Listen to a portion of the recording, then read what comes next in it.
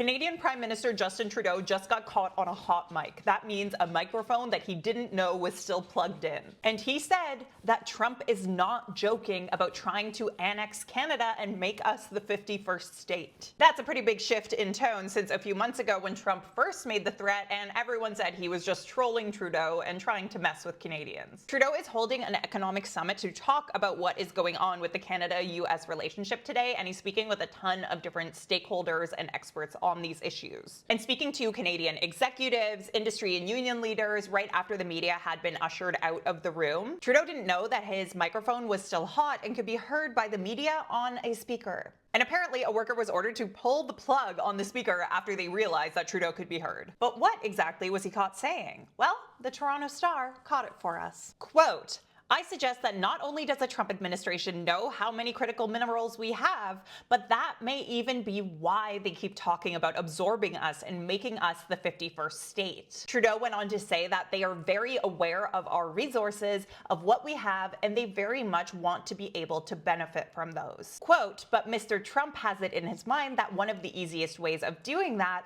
is absorbing our country, and it is a real thing."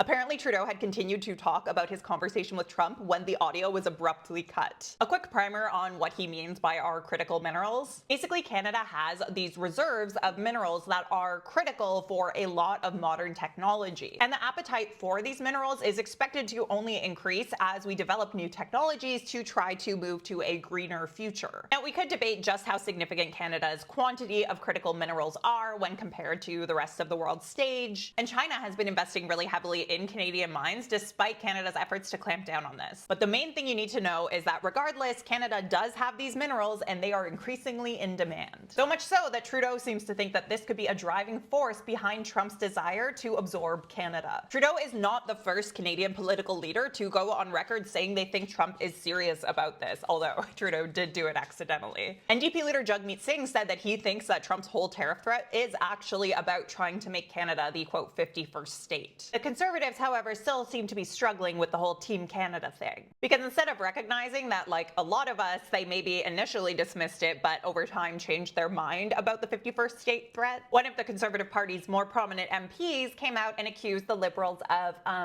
lying. We've been told by the people who were at the table that that these comments aren't to be taken seriously. That's not the case now. So if it is the case that Donald Trump is coming after our natural resources, what are you going to do about it if you're in government? If the assertion is that Mr. Trudeau was lying, then and that's your assertion, then it should be addressed here in the House of Commons.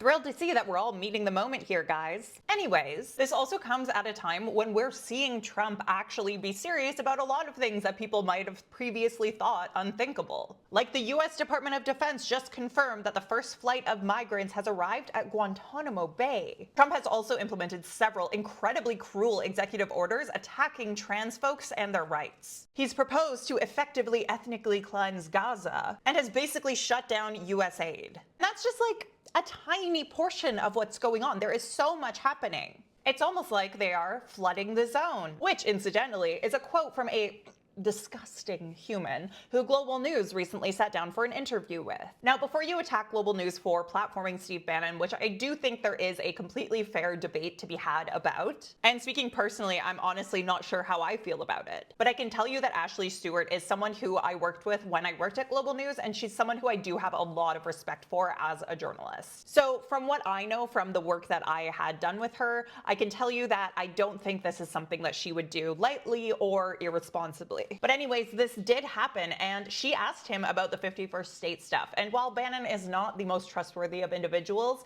this is what he had to say about Trump's strategy. He said Canada should be taking the threat extremely seriously. And Bannon believes that Trump's interest in Canada is strategic and geopolitical. Ashley summed up Bannon's point in this tweet, saying that Trump is apparently trying to establish a north-south economic and military corridor. Now, Bannon was also fired by Trump, so you have to take the amount of access he has with a grain of salt here. Although Ashley did say that during her interview with Bannon, she became aware that a lot of Bannon's staff at his awful little show War Room had actually left to go and work for the Trump administration. The overall picture here is that there are a lot of people, some more serious, some less serious, who are saying that we should be listening when Trump says he wants to make Canada the 51st state, and we should be taking it seriously. But let's take a beat and consider one last question. Is this actually possible? In theory, yeah, like there are processes in the US Constitution that could get the ball rolling on this. So one of the three ways that this could happen